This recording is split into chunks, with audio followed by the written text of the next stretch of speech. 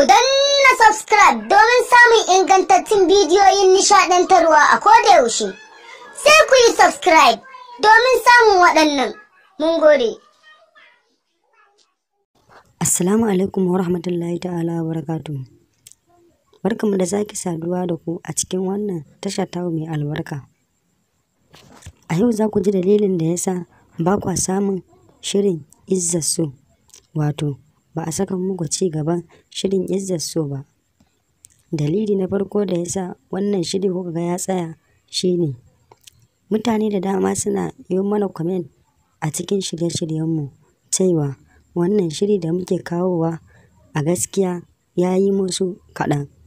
Shi ne muka ga to abin da muke domin masoyanmu muke, shi ne muka ga ya dace mu ƙara musu lokaci domin farantawa masoyanmu. Mun yanke shawarar cewa za mu ƙara muku minti 5 a cikin shirin da muke kawo muku. Sai ku kasance da mu nan da sati 2 masu zuwa domin ci gaba da kallo. A halin yanzu shirye-shirye sun yi nisa, sai ku ci gaba da subscribing ɗin tashanmu mai albarka, ku danna alamar ƙararrawa domin samun shirye-shiryenmu da zarar mun ɗora.